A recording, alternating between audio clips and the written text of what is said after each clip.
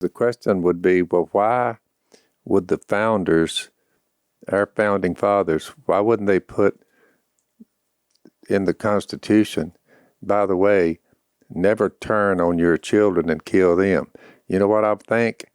I think they never thought humanity would stoop that low. Yeah, it wouldn't even be something. I don't think they had in mind, we'll get to a point within 200 years here to where they'll turn on their own children and slaughter them.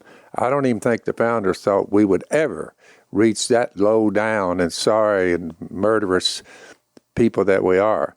I mean, last week, it's something like over 100 were shot dead. I throw in the little supermarket, throw that in there, and the church out there in California.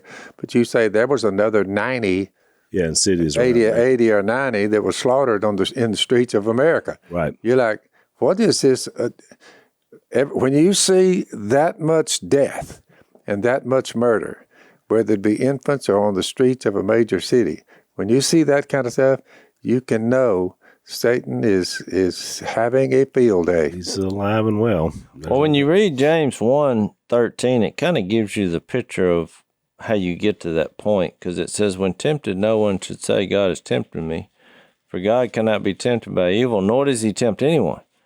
But each one is tempted when by his own evil desire he is dragged away and enticed. After desire gives birth to sin. Yep. Sin, when it's full grown, gives birth to death. Yep. Spiritually and sometimes physically, to your point. But watch what he says in the next verse. Don't be deceived.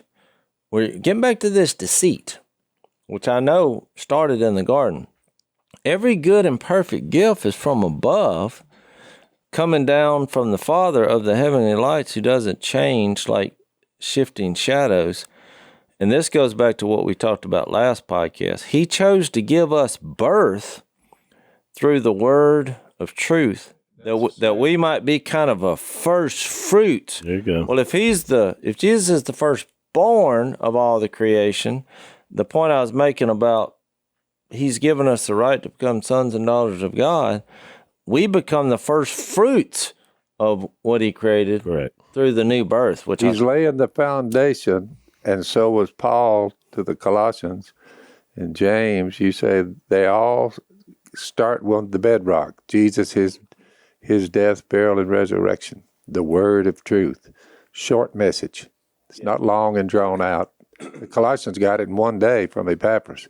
Since the day you heard it. Isn't it Peter that gives you that picture that it's a foundation? Yep. Starts with Jesus, then they build on it, and it's like a spiritual house. Yep. Is his description of it. And we're just like bricks that keep being added into the building. Yeah. I think, though, when you go back, when you try to define deceit, the evil one, what he did, because we just read where sin comes from. It's a process that starts in our mind.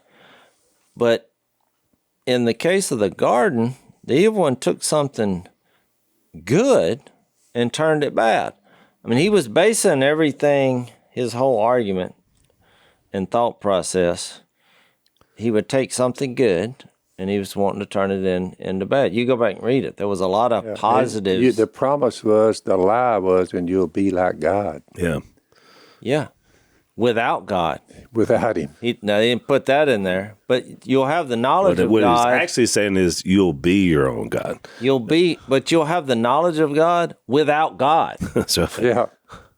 That was the part he left out, because that's what it means to be alienated from God. Right. When you become your own God, which that's the point I wanted to make, because when you read Hebrews 5, I think something we take for granted is the ability to distinguish good from evil. I mean, which is the world's oldest trick.